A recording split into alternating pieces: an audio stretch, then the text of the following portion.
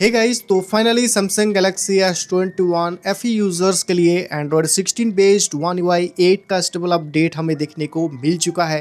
पहले ये update Exynos users के लिए सैमसंग ने रिलीज किया, फिर अराउंड एक हफ्ते बाद जाके स्नैपड्रैगन यूजर्स को ये अपडेट देखने को मिला। बट हाँ, एक चीज मैं आपको ऑनेस्टी के साथ बताना चाहता हूँ, रिसेंटली अपडेट के अंदर मतलब S21 FE के अपडेट के अंदर ग्रीन लाइन प्रॉब्लम काफ़ी तेज़ी से आगे बढ़ रहा है और One UI 8 अपडेट करने के बाद भी बहुत सारे यूज़र्स को ग्रीन लाइन प्रॉब्लम देखने को मिला। तो अगर आप अपडेट करना चाहते हो तो अपने रिस्क पर ही अपडेट करो, बट मैं बिल्कुल भी रिकमेंड आपको नहीं करूंगा कि आप अपने फ़ोन को अपडेट करो। बाकी आपको जैसा मन, जैसे आपका फ़ोन, आपकी मर्जी, आपको जो पसंद है आप अपडेट करो।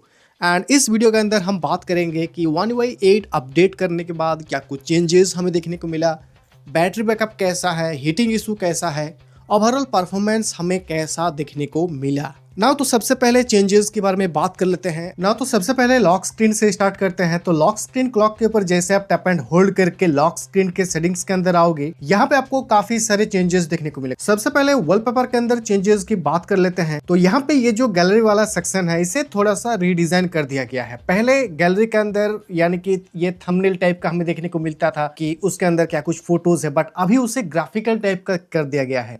मतलब यहाँ पे सिर्फ आपको छोटे छोटे आइकॉन ही देखने को मिलेगा। फिर नेक्स्ट अगर आप थोड़ा सा स्क्रॉल डाउन करोगे तो कलर्स के अंदर यहाँ पे काफी सारे नए कलर्स वॉलपेपर ऐड किया गया है, बट जो मेन हाईलाइटेड दो चीज है वो है यहाँ पे डायनामिक कलर वॉलपेपर।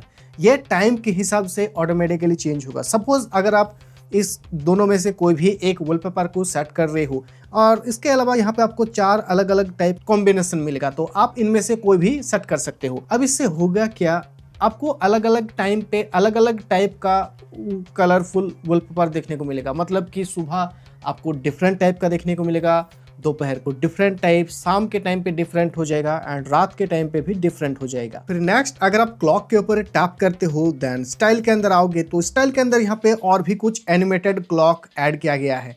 पहले One UI 7 के अंदर 2 एनिमेटेड क्लॉक ऐड किया गया था, बट अभी आपको 3-4 एनिमेटेड क्लॉक स्टाइल ऐड देखने को मिलेगा। नेक्स्ट स्प्लिट स्क्रीन व्यू को और ज्यादा एनहेंस और फास्ट किया गया है। तो अगर आप स्प्लिट स्क्रीन यूज कर रहे थे इससे पहले, तो अभी आपको थोड़ा सा और ज्यादा स्मूथ देखने को मिलेगा और फास्ट भी किया गया है। और हाँ, One UI 8 अपडेट करने के बाद स्मूथनेस भी आ चुका है फोन के अंदर और इसी के साथ एनिमेशंस को भी और ज्यादा स्मूथ किया गया है। अब कुछ एप्लीकेशंस के अंदर भी चेंजेस किया गया है। सबसे पहले तो यहाँ पे रिमाइंडर जो एप्लीकेशंस है, इसे अगर आप यूज कर रहे हो तो रिमाइंडर एप्लीकेशन को यहाँ पे थोड़ा सा रीडिजाइन कर दिया गया है, कुछ नए फीचर्स भी ऐड किया गया है। फिर नेक्स्ट कैलेंडर एप्लीकेशन को भी ऑप्टिमाइज किया गया है और यहाँ पर भी आपको कुछ नए फीचर्स देखने को मिलेगा। फिर नेक्स्ट सैमसंग इंटरनेट को भी थोड़ा सा रीडिजाइन कर दिया गया है, यहाँ पर भी आपको कुछ नए फीचर्स देखने को मिलेगा। बट हाँ, कुछ एप्लीकेशंस के अंदर बड़े चेंजेस किया गया है, जैसे कि सबसे पहला यहाँ पे माई फाइल्स। तो माई फाइल्स को यहाँ पे पूरा रीडिजाइन कर दिया गया है।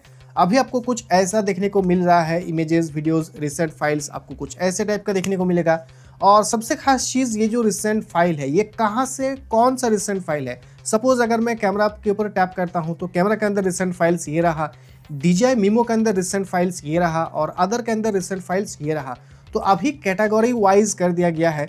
और एक और चीज़ मुझे ये अच्छा लगा कि अगर आप डाउनलोड के अंदर आते हो और अगर आपके फ़ोन में मल्टीपल ब्राउज़र है, मल्टीपल जगह से अगर आप फाइल्स को डाउनलोड करते हो, तो कौन से ब्राउज़र से आपने कहाँ पे क्या डाउनलोड किया है वो आपको कैटेगरी वाइज देखने को मिलेगा, तो ढूंढने में और ज़्यादा आसानी होगी। फिर नेक्स्ट चेंज किया गया है नोट्स एप्लीकेशन के अंदर। इसके अंदर भी एक छोटा सा चेंज किया गया है, बट हाँ, ये भी एक इम्पोर्टेंट चेंज है। तो सपोज अगर आप नोट एप्लीकेशन के अंदर कोई भी नोट्स लिख कर रखते हो तो यहाँ पे प्लस वाले आइकन के ऊपर टैप करके आप स्टिकी नोट्स भी ऐड करके रख सकते हो। आप अपने हिसाब से कुछ भी ऐड कर सकते हो। यहाँ पे आप जो भी चीज़ ऐड करना चाहते हो, उसका कलर चेंज करना चाहते हो तो कलर भी चेंज कर सकते हो। तो इस तरह से ये काम करता है। तो ये भी एक नया बट छोटा सा चीज ऐड किया है। नेक्स्ट कॉन्टैक्ट्स एप्लीकेशन की बात करूँ तो यहाँ पे 2 चेंज किया गया है। तो सपोज अगर आप कोई भी कॉन्टैक्ट के ऊपर टैप करते हो, फिर आई बटन के अंदर आते हो, यहाँ पे एडिट पे आते हो, आपको 2 प्रोफाइल कार्ड का ऑप्शन मिलेगा। सबसे पहले तो आप एक फुल फ्लैज प्रोफाइल कार्ड इस तरह से ऐड कर सकते हो।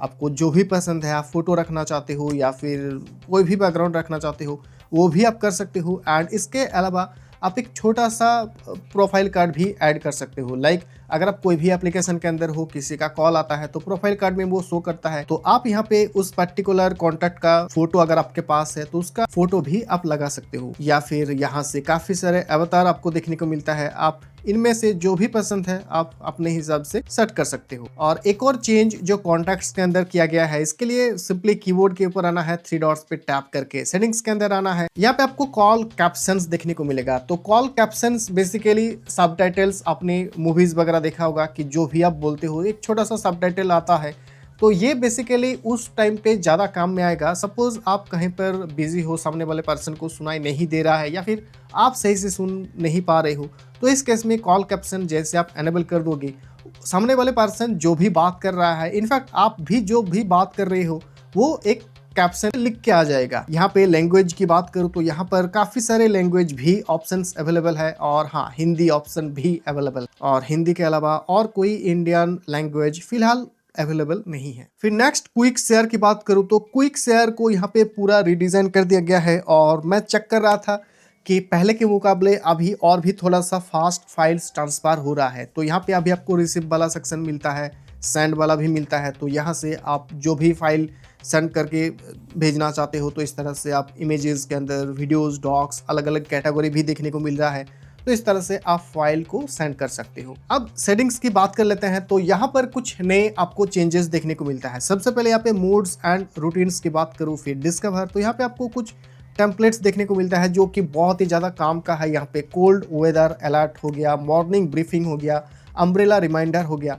तो ये आपको 3 रूटीन देखने को मिलता है। इसका प्रैक्टिकल यूज के बारे में हम आगे किसी वीडियो के अंदर डिटेल में बात करेंगे। एंड इसके अलावा नेक्स्ट चेंजेस की बात करूँ तो इसके लिए आपको बैटरी के अंदर जाना है, फिर बैटरी प्रोडक्शन के अंदर आना है। तो अगर आप यहाँ पे बेसिक पे सेट करते हो तो यहाँ पे आपको एडेप्टिव वाला इस तरीके का भी ऑप्शन मिलता है। तो अगर आप मैक्सिमम पे जाते हो तो यहाँ पे आपको 4 अभी डिफरेंट टाइप आप सेट कर सकते हो, 80%, 85%, 90% और 95%। तो इस चीज को यहाँ पे थोड़ा सा चेंज किया है, हालांकि फीचर्स तो वही सारा है। फिर नेक्स्ट चेंजेस किया गया है लॉक स्क्रीन एंड एओडी के अंदर, और नाव बार को अभी और ज्यादा अच्छा कर दिया गया है, और नई एप्लीकेशन का सपोर्ट भी आ चुका है। नेक्स्ट चेंजेस सिक्योर फोल्डर के अंदर किया गया है, और ये फीचर वाकई में मुझे बहुत ही ज्यादा अच्छा और काम का लगा।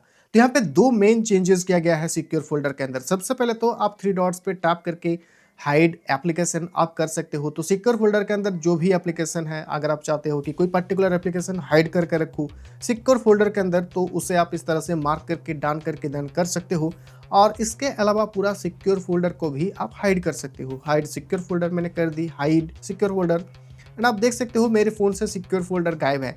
अगर मैं अभी सर्च करूँ सिक्योर फोल्डर लिख के तो नहीं आ रहा है, तो पूरा सिक्योर फोल्डर ही अब हाइड हो चुका है। बट क्वेश्चन ये है कि वापस से अगर आपको सिक्योर फोल्डर को एक्सेस करना है तो किस तरह से कर सकते हो। तो इसके लिए नोटिफिकेशन कंट्रोल सेंटर को सिंपली नीचे की तरफ आपको एकदम लाना है, एंड यहाँ पे आपको सिक्योर फोल्डर का टैब दिखेगा। सिंपली जैसे आप इसके ऊपर टैप कर दोगे, आपका जो भी पिन है उसे एंटर करने के बाद डन, एंड सिक्योर फोल्डर वापस से आ गया आपके फ़ोन में।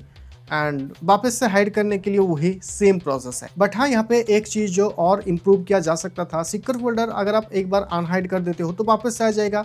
वापस से हाइड करने के लिए फिर से आपको 3 डॉट्स पे टैप करके सिक्योर फोल्डर को हाइड करना होगा। तो अगर आप एक बार हाइड कर देते थे और अगर वो हाइड ही रह जाता था, तो अगर ऐसा ऑप्शन होता तो आई थिंक मेरे हिसाब से और भी ज़्यादा अच्छा होता। नाउ अब फ़ोन का परफॉर्मेंस और बाकी सारी चीज़ें कैसा है, तो यहाँ पे इतने टाइम यूज़ करने के बाद मैंने एज ए कोई भी चेंजेस नोटिस नहीं किए। परफॉर्मेंस के अंदर हाँ, थोड़ा सा स्मूथनेस ज़रूर से ऐड हुआ है One UI 8 अपडेट करने के बाद। कैमरा क्वालिटी पहले जैसा था वैसा ही है, और बैटरी बैकअप भी लगभग सिमिलर टाइप का ही मुझे देखने को मिला। तो उन जगहों पे यहाँ पे कोई भी अपग्रेड या फिर डाउनग्रेड हुआ है ऐसा कुछ भी मैंने महसूस फील नहीं की। बाकी अगर आपने अपडेट किया है तो आपका फीडबैक कैसा है कमेंट करके ज़रूर बताना, और ऐसे ही इंटरेस्टिंग वीडियोज़ आगे देखने के लिए iDigital Touch को भी सब्सक्राइब कर देना। मिलते हैं नेक्स्ट वीडियो में। Thank you.